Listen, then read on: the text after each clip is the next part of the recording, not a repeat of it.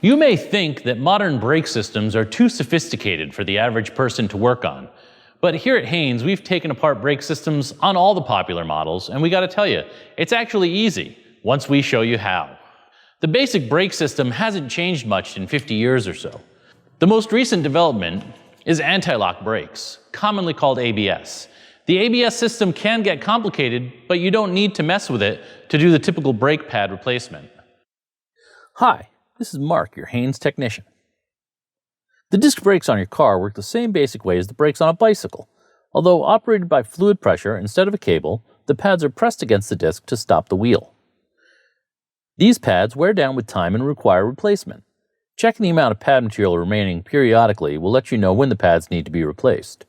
Often, you'll hear squealing, which is the metal wear indicator rubbing on the disc, indicating that it's time for a brake pad replacement. Now let's get to work.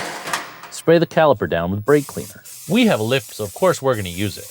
But all you need is a hydraulic jack and a pair of jack stands. Don't forget to loosen the lug nuts before you start lifting.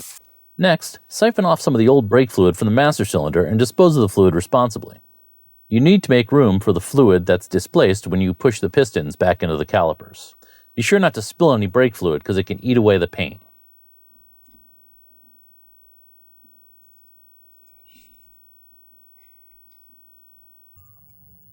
We're using a commonly available C-clamp to compress the piston and make room for newer, thicker pads on this front caliper.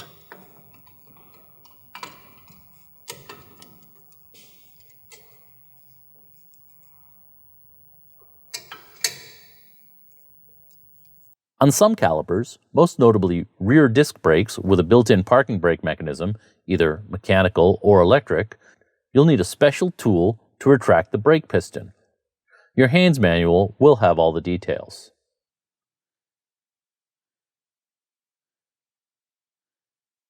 To remove most calipers, all you have to do is remove 2 bolts.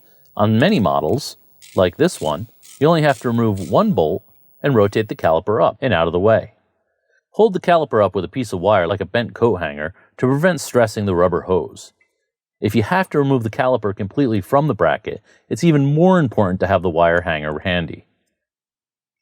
Unclip and remove the inner and outer brake pad.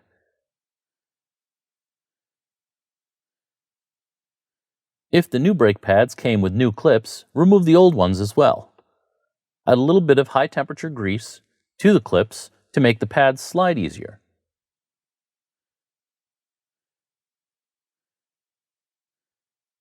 If you're going to use it, anti-squeal compound will be applied to the back of each pad to make the brakes less noisy. Install the new pads oriented the same way as the old ones.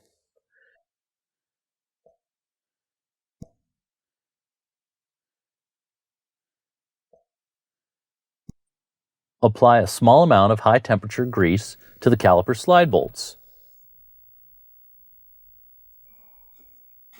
Now replace the caliper and torque the caliper bolts to the specifications in your Haynes manual.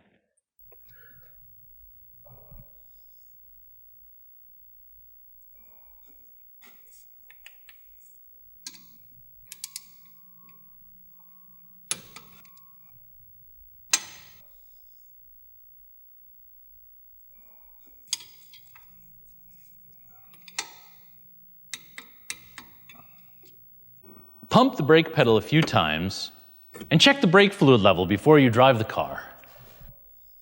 Add some if needed. And remember, you should replace all the fluid every 2 to 3 years. And that's all there is to it.